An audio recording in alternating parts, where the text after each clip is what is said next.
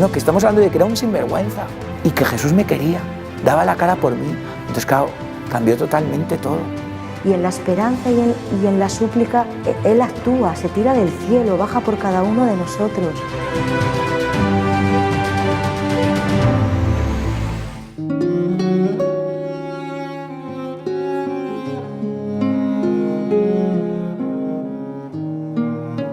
En el año 2005 yo estaba en mi consultorio atendiendo, soy psicóloga, atendiendo a mis pacientes como era un día normal, pero recibí un llamado telefónico avisando que mi papá se había ido a hacer unos estudios del corazón de rutina ese año y le habían encontrado varias arterias muy tapadas, con lo cual había que hacer una operación de urgencia, pero programada en los siguientes días para hacerle varios bypass. Bueno, 2 semanas después él entraba a su operación, lo vimos salir en camilla, haciéndonos con el pulgar para arriba, que iba a estar todo bien, que estaba todo bien, y ese fue su saludo final. La operación hubo complicaciones al final de la operación con un anticoagulante que se pone al final y él estuvo varios minutos sin irrigar sangre a su cerebro, así que tuvo daño cerebral y quedó en coma y después en vida vegetativa. En esos primeros días yo tengo 5 hermanos, somos 5, 4 hermanos y yo, una familia muy unida, donde mi papá era el sol de la casa.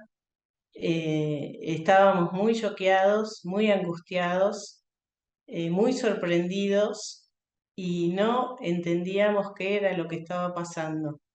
En esos pasillos de la clínica me encontré con el cardiólogo, un gran amigo de papá que venía a verlo, y de la desesperación lo agarré del brazo, me acuerdo que lo sacudí y le dije: decime qué es lo que hay que hacer, a dónde hay que llevarlo, cómo se soluciona esto, no puede estar pasando. Y él me miró y me dijo: ¿sabes rezar? ¿Rezar? Sí, me dice, es el único que puede hacer algo. Médicamente no hay nada que se pueda hacer. No se puede solucionar humanamente esto. Así que rezá. Yo me quedé con esas palabras. En ese entonces me acuerdo que fumaba, salía a fumar, pensaba, ¿qué me habrá querido decir? ¿Cómo era rezar? Yo hacía 15 años, tenía 36 años en ese momento, y desde los 21 que no pisaba la iglesia. Más bien no la pisaba para encontrarme con Dios, iba para los eventos sociales, algún bautismo, los casamientos de algunos amigos. Para mí era un evento social ir a la iglesia. Yo era una psicóloga moderna, había abandonado, si bien mi historia y mi educación es en un colegio súper católico, esclavas del Sagrado Corazón de Jesús, de España. Eh, la fundadora, Santa Rafaela, es una adoradora, teníamos adoración eucarística, misa frecuente. Yo salí del colegio con misa diaria, pero estudiando psicología y viviendo la vida del mundo que tanto me sedujo, comencé a ser una abanderada de la modernidad. Me parecía que Jesús, que la Virgen, que la religión católica estaba muy bien. Nunca estuve en contra, ni, ni me sentí atea, solamente que creía que había pasado página esto. Estaba viejo, era antiguo. Ahora había otras cosas, se miraba la vida de otra manera y creía que realmente incluso la ciencia daba mejores respuestas. porque como psicóloga era muy científica, estaba en la rama de la psicología transpersonal, que es una rama de la psicología que ha demostrado, desde el año 60, algunos psiquiatras han demostrado que la persona tiene una dimensión espiritual. Concretamente demostrado que tenemos una dimensión importante espiritual, pero no entra la religión en esa dimensión espiritual para que sea universal para todos y con la ciencia, porque el dogma de la religión no entra en la ciencia, no se lleva bien la fe con la ciencia, en el único punto es el dogma, porque la ciencia no lo puede demostrar. Y bueno, eso es lo valioso de la fe, ¿no? Entonces yo estaba en esa rama que hacía respiración holotrópica y me había metido en esa dimensión espiritual en toda la filosofía oriental y en New Age. Ese era todo mi abordaje espiritual que acompañaba a mis pacientes y mi abordaje psicológico. Entonces me acuerdo que entré de fumar ese cigarrillo, entré en la clínica y busqué la capilla. Y llegué a la capilla y entré como tímidamente y con poco de vergüenza, porque yo sentía como quien va a ver a un amigo que hace 15 años no le habla y le tocas la puerta para pedirle algo. Esas vergüenzas sentí, miré el sagrario, le dije, hola, perdóname, es que me olvidé de vos, o más bien, yo sé que vos estabas conmigo, pero yo no estaba con vos. Y ahora necesito algo. Una vergüenza tremenda, pero fue una mínima oración de comienzo. En esos días mi hermano se encontró con un amigo, le contó el drama que estábamos viviendo y el amigo acababa de llegar de Salta y le dijo, andate con una foto de tu viejo, se aparece la Virgen en un cerro de Salta, andá y arrancale un milagro. Entonces él vino convencido a vernos justo ese día, bueno, todos los días nos estábamos reuniendo en familia, convencido diciéndonos que el fin de semana se iba a Salta. Y la primera que se opuso de la familia fui yo. ¿Qué? Le digo, no, de ninguna manera turismo aventura en este momento que estamos realmente tan mal y con tantas tareas, porque la empresa de papá había que cubrirlo, a mamá había que cuidarla. Y bueno, somos 3 varones y 2 mujeres. Mi hermana me dijo en ese momento, yo me ocupo de mamá. Y mamá dijo que no podía realmente, el shock que tenía, no podía casi nada, ni con ella misma. Dijo, no, solo no te vas. Me parece muy bien que vayas, pero solo no. Carolina te acompaña. No, mamá, ¿cómo voy a ir yo? Hacelo por tu padre. En ese momento, sí, por papá, lo que sea, ¿qué hay que hacer? Así que un poco me empujaron, me sacaron el pasaje, me hicieron el bolso, por poco yo estaba subiendo ese sendero del cerro y no entendía qué estaba haciendo. Mi hermano corría convencido de que iba a bajar con un milagro. Y yo subía pesada pensando que estaba haciendo algo inútil, que no encajaba con nada.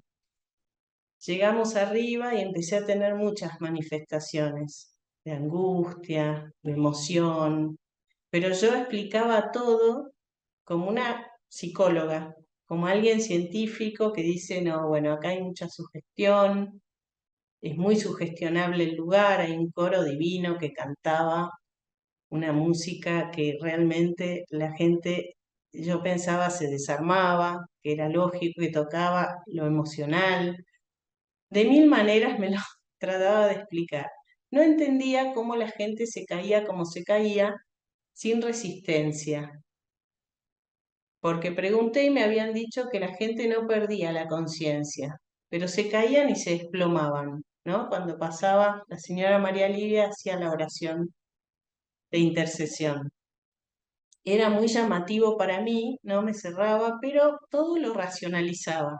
Cuando me tocó pasar, yo sentí en el momento que me dieron, la señora María Livia pasó haciéndome la oración de intercesión, yo sentí que mi cuerpo pasaba a ser como de trapo, que no perdí en ningún momento la conciencia, pero me caí completamente desmoronada.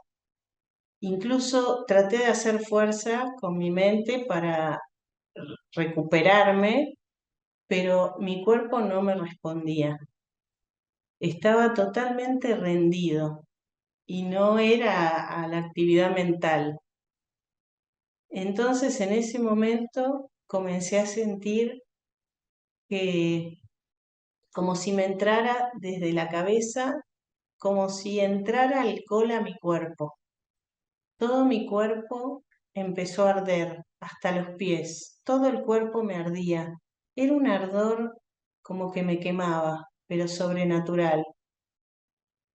No sé por qué, pero yo sabía que era el Espíritu Santo que estaba quemando mis impurezas, que mi estado del alma estaba totalmente contaminado. Yo lo supe sin pensarlo, solamente lo supe. Y en ese momento comenzó a manifestarse, a acercarse nuestro Señor Jesucristo. Él se acercaba a mí y me miraba con unos ojos llenos de autoridad y de dulzura. Él me invitaba y me atraía. En ningún momento me sentí invadida ni forzada a nada. Pero como que él se acercaba y se detuvo. Él esperaba, yo lo sabía, sin hablar, yo sabía que él quería que yo lo aceptara. Después lloré mucho tiempo porque no sé cómo fue que lo acepté, pero creo que me derritió completamente y pude aceptarlo. Y esa aceptación hizo que él me abrazara con todo su amor. Él no me tuvo asco. Y eso que hasta en ese momento yo sentí mal olor, el mal olor de mi estado y de mi alma. Sin embargo, tan inmenso es su amor que él no sintió en ningún momento rechazo ni asco por mí. Y en el momento que me abrazó, empecé a sentir un amor tan familiar, tan llenador, tan pleno, que nunca nadie me amó así y creo que no podría yo tampoco amar así y creo que no es un amor humano, es un amor que lo completa y lo llena todo, un amor que resultó tan familiar que yo supe que era mi creador. Era Dios Padre que me hizo saber en ese momento que hasta los cabellos de mi cabeza están contados. Él conocía más de mí de lo que yo conocía de mí. Tan impresionante ese amor que no hay palabras.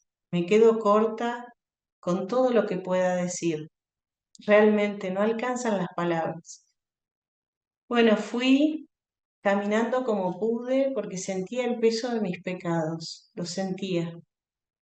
Pero caminé y llegué hasta la ermita donde está la imagen de la Virgen y le dije, me tomo de tu manto, no permitas que te suelte.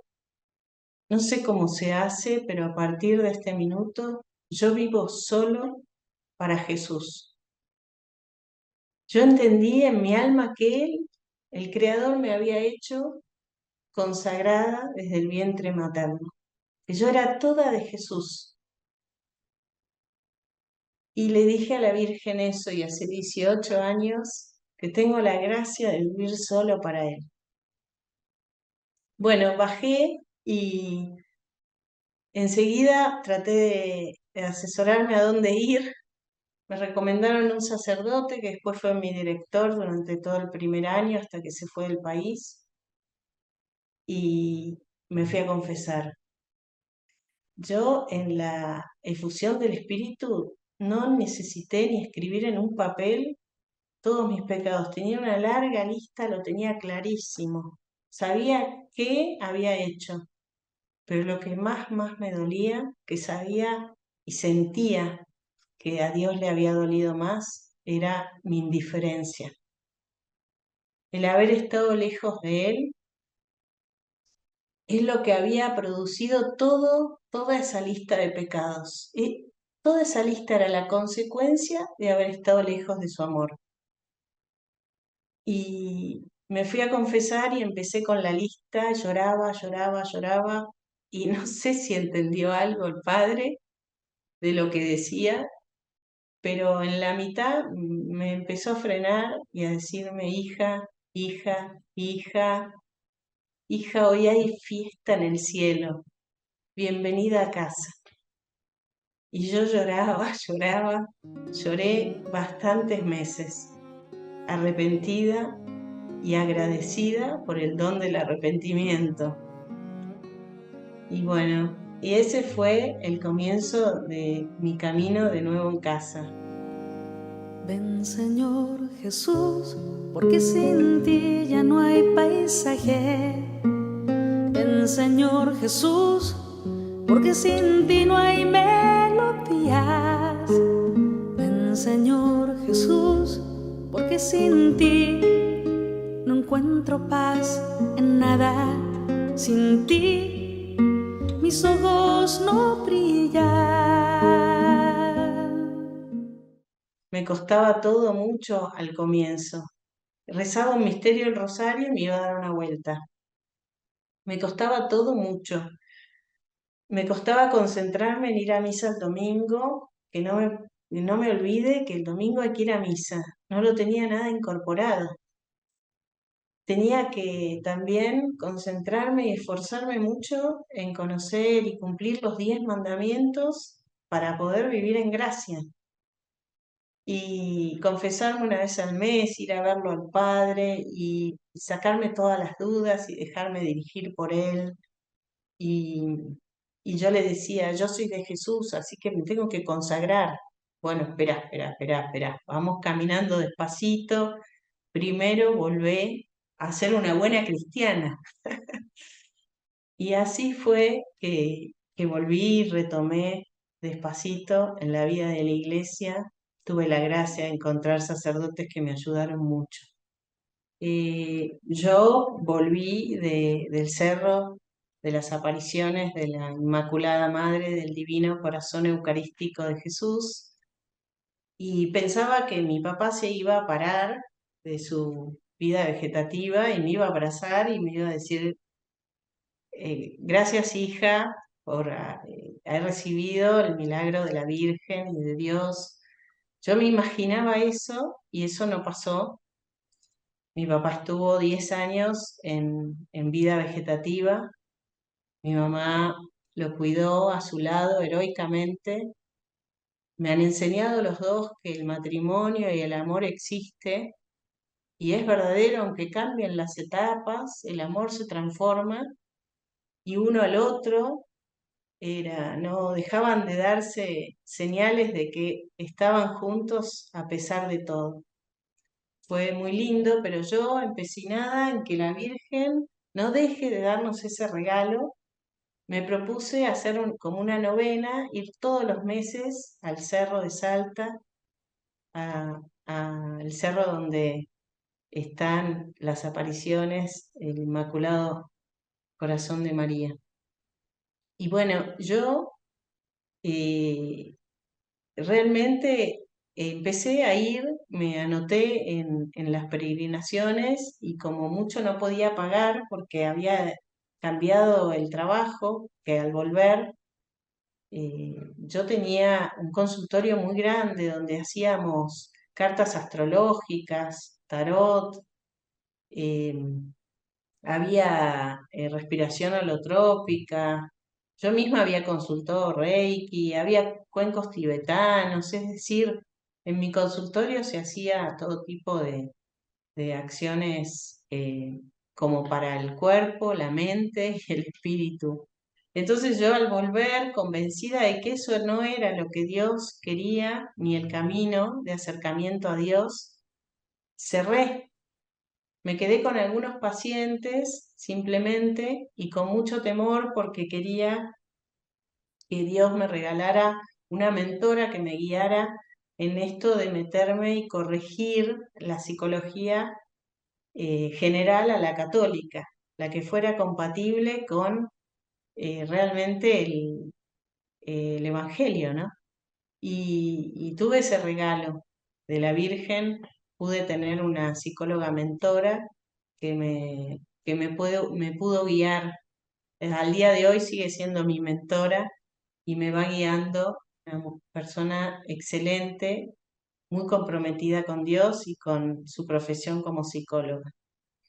Y bueno, y entonces yo empecé a ir a los 9 meses seguidos, esa era mi objetivo, conseguir el milagro, pero en realidad Dios en sus planes estaba purificándome, convirtiéndome, me iba guiando y yo podía hablar con las carmelitas de aquí, de Salta también, cuando venía al Cerro de las Apariciones, de la Inmaculada Madre del Divino Corazón Eucarístico de Jesús.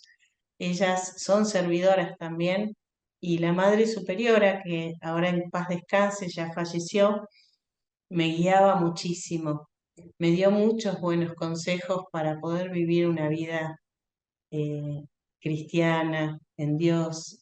Y una cosa que a mí me empezaba a pasar es que yo iba un rato antes de la misa, empecé a ir a misa en la semana y un rato antes me sentaba en el sagrario, cerquita del sagrario y hablaba con Jesús.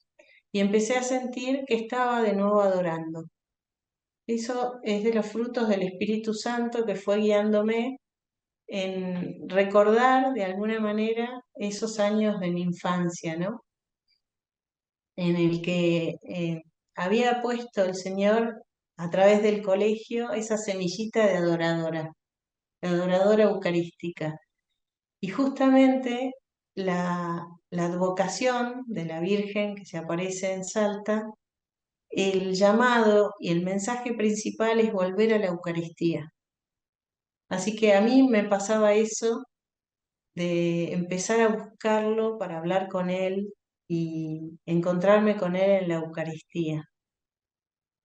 Y se dio con 2, 3 amigas de las peregrinaciones que nos fuimos juntando, que quisimos venirnos un año a Salta a nada, a purificarnos, a cambiar de vida, a entregarnos a Dios. Estábamos todas más o menos en la misma edad y en una situación parecida de conversión y de reinicio, ¿no? De la vida, un volver a nacer.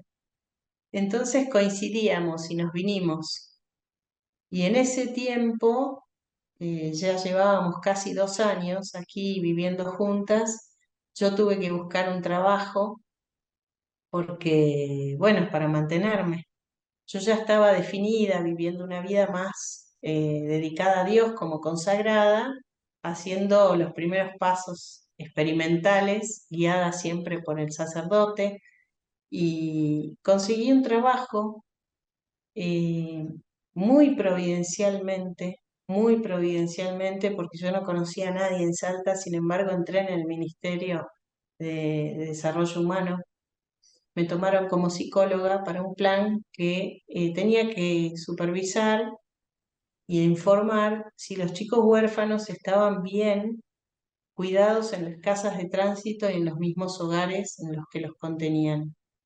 Y allí tuve una experiencia muy fundante con uno de los chicos, José, que se escapó del hogar. Él ya me venía pidiendo que lo cambiara. Él se escapa del hogar en donde lo cuidaban porque no lo cuidaban bien y estaba siendo retado muy arcaicamente, con pedagogías muy antiguas, yo diría casi violentas, del matrimonio que lo cuidaba. Y él era un chico muy inquieto, daba mucho trabajo. Se cruza toda la ciudad caminando y se mete en el ministerio justo antes de que cerráramos y se esconde ahí. Toda la policía lo buscaba. Yo al día siguiente llegué a las 8 de la mañana muy preocupada porque estaba toda la policía desde ayer, desde el día anterior buscándolo, y él aparece al lado de mi consultorio, yo abriendo mi consultorio y él atrás de un sillón aparece, licenciada, licenciada. Entonces yo le digo, vení acá, ¿qué estás haciendo? Le di el desayuno, avisé a todos que estaba conmigo. José, ¿por qué hiciste eso? Y él me mira con unos ojos negros, como si fuera en ese momento el mismo niño Jesús que me dijo, yo sé que usted nos va a ayudar, por eso vine. Y en ese momento yo sentí la llamada a emprender un camino y ayudarlos realmente. Como en la vida pública de lo que es lo estatal es muy difícil, lo recé mucho y empecé un camino privado. Organicé despacito una fundación, me pareció ponerle Hogar de María, después Hogar de María no era, finalmente fue Refugio de María, todo muy orado, muy caminado despacito, y cuando estuvo todo para firmar, la escribana nos dice, vénganse el lunes a las 10 de la mañana, bueno, toda la comisión directiva, todos pueden, sí, es el lunes. Firmamos el lunes, entonces vamos, Fundación Refugio de María. Yo antes de salir para la escribanía, me senté y escribí en Google cuál era el santoral del día, el santo del día, porque yo dije, este santo nos va a acompañar fuertemente en esta misión. ¿Y qué era? El día era el 4 de julio del 2011, el día de Nuestra Señora del Refugio de Pecadores. Entonces ella se nombró patrona de esta misión y es la patrona del Refugio de María. Y así comenzó la misión, ella presentándose como la patrona. Empezó con los niños huérfanos, siguió con los niños que viven con sus mamás, y igual necesitan mucha asistencia porque tienen carencias crónicas. Y ahora la Virgen está sumando a los niños grandes que tiene, los adultos que tienen niños heridos y con muchas carencias en su corazón, porque esta advocación es la protección maternal de María. Entonces ahora está llamando a los grandes, no solo a los familiares de estos chicos vulnerables, sino que ya hemos abierto la casa como retiro, como casa de retiro para que puedan venir a descansar, a encontrarse con el Señor y a sanar lo que la Virgen quiera, abrazarlos en su corazón y ir sanándolos con su amor maternal. Así que, bueno, la Virgen no deja ningún hijo afuera por más grande que esté, de edad, porque en el fondo para ella somos todos bebés. Ven, Señor Jesús, porque sin ti no encuentro paz en nada. Sin ti mis ojos no brillan. La vida es poca cosa sin ti, sin ti, sin ti, sin ti. La vida es poca cosa.